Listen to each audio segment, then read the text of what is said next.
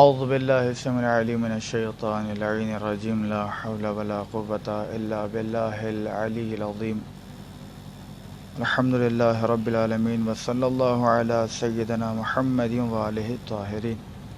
اما بعد فقد قال اللہ تبارک وتعالی فی کتابہ المجید وهو اصدق الصادقین وقوله الحق بالحق بسم اللہ الرحمن الرحیم انما یأمر مساجد اللہ من آمن باللہ والیوم الآخر واقام الصلاة وآتى الزکاة ولم یخش الا اللہ فعسى اولئک ان یکونوا من المہتدین۔ ناظرین محترم، السلام علیکم ورحمۃ اللہ وبرکاتہ۔ جیسا کہ آپ حضرات جانتے ہیں کہ آج شہر حیدرآباد میں بڑا ہی افسوس والا کام انجام پایا ہے۔ ابھی تک بہرحال اطراف حیدرآباد سے خبریں سننے آتی تھی کہ کبھی کسی نے اللہ کے کلام کی توہین کی تو کبھی کسی نے اہل بیت کی توہین کی، لیکن اب خود ہمارے اپنے گھر میں کچھ ایسے افراد آ گئے ہیں جو صرف اور صرف شیعت کا لبادہ اوڑے ہوئے ہیں لیکن شیعت کو نقصان پہنچا رہے ہیں اور باضابطہ اللہ کے گھر کی تعمیر میں رکاوٹ پیدا کی جا رہی ہے۔ درحالی کے صاف اور واضح طور پر اللہ تعالیٰ نے سورہ توبہ کی آیت نمبر 18 میں ارشاد فرما دیا ہے، انما یأمر مساجد اللہ، اللہ کی مسجدیں وہی آباد کرتا ہے، من آمن باللہ، کہ جو اللہ پر ایمان لایا ہو، ویوم الآخر، اور جو آخرت پر ایمان لایا ہو، واقام الصلاۃ، اور جو نماز کو قائم کرتا ہو۔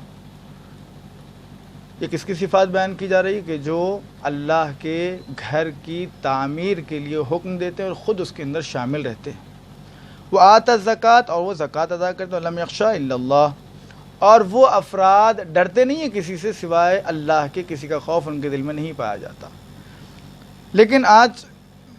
بے انتہا افسوس صد افسوس یہ کہنا پڑ رہا ہے کہ ہمارے اپنے مذہب ہی کا لبادہ اوڑے ہوئے کچھ افراد عبادت خانہ حسینی کے جو مرکزیت جس کو حاصل ہے اور ایک ایسا مقام کہ جہاں پر بڑے بڑے علماء جہاں پر اپنی خدمتیں انجام دیتے ہوئے لوگوں کو راہ راست پر لائے، دین اسلام کو ان تک پہنچایا، اس موقع پر کہ جس موقع پر کوئی قوم کا ہاتھ تھامنے والا نہ تھا، اور آج چاہتے ہیں لوگ اور عوام الناس سے حیدرآباد کہ بھئی وہ جو مقام مرکزیت جس سے حاصل ہے، جگہ تنگ ہونے کے بنا پر لوگوں کو جس طرح سے معرفت اہل بیت پہنچنا چاہیے اس طرح نہیں پہنچ رہا ہے، لہٰذا اس کو وسعت دی جائے، اس کو تعمیر نو کیا جائے۔ لیکن بعض ہمارے ہی افراد کہ جو شیعہ تو کہتے ہیں لیکن بہرحال کام شیعوں والے نہیں ہیں، اس لیے کہ اللہ کے گھر کو جو آباد کرتا ہے اللہ اس کے گھر کو آباد کرتا ہے، اس لیے کہ آج ہی نہیں بلکہ اللہ کے گھر کی تقریب آج نہیں بلکہ 1400 سال پہلے بھی ہونے لگی تھی۔ ابرہہ کا لشکر آپ لوگوں کی نگاہوں میں بہرحال وہ واقعات موجود ہیں کہ اللہ کے گھر کو برباد کرنے کا ارادہ لے کر کے جو آگے بڑھا تھا وہ اس بات سے آگاہ نہیں تھا کہ اللہ کا عذاب اس سے کہیں زیادہ بڑا ہے۔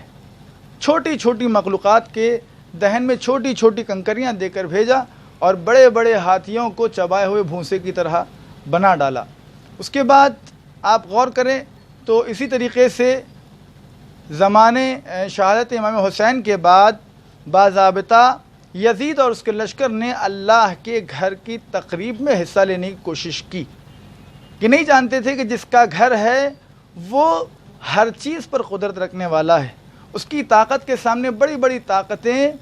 کچھ نظر نہیں آتی، یعنی بالکل اس طرح ہے جیسے سورج کو دیا بتانا۔ لہٰذا ہماری گزارش یہ ہے کہ آپ جب یہ کہتے ہیں، آپ نے یہ کہہ کے جب پیٹیشن ڈالا ہے کہ وہ جگہ یعنی عبادت خانہ حسینی کی نہیں ہے، منشا وقف کے خلاف، منشا وقف کے اگر خلاف ہے تو پھر آج تک آپ نے جتنے پروگرام انجام دیے اس کا کیا حساب؟ پھر یعنی جتنی مجلسیں آپ نے برپا کی، جتنے جشن آپ نے وہاں پر انجام دیے، جتنی عبادتیں آپ نے وہاں انجام دی، آپ نے آپ کے اجداد نے وہاں پر بہرحال وہاں پر عبادتیں انجام دی، نماز پڑھا چکے ہیں والد صاحب آپ کے ماشاءاللہ، تو پھر ان عبادتوں کا کیا کیا اس وقت منشأ وقف کے خلاف نہیں تھا؟ ایک دوسرے یہ کہ جب آپ اپنے آپ کو اس بات سے بری ذمہ کہتے ہیں کہ ہمارا ان شیعہ اثنا عشری سے کوئی تعلق نہیں ہے، اس کے آگے ایک لفظ بڑھاتے ہیں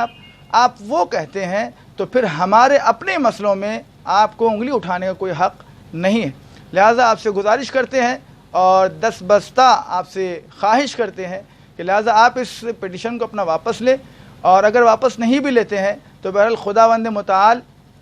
اس سے کہیں زیادہ، یہ تو ہائی کورٹ میں آپ نے ڈالا ہے، ہائی کورٹ پر بھی ایک ہائی کورٹ ہے کہ جسے خدا کی عدالت کہی جاتی ہے، وہاں پر آپ کس لحاظ سے پٹیشن ڈالیں گے، اور وہاں کون ہوگا؟ جب اللہ ہی کے گھر پر آپ پٹیشن ڈالیں گے تو کیا اللہ کے مقابل میں آپ آنا چاہتے ہیں؟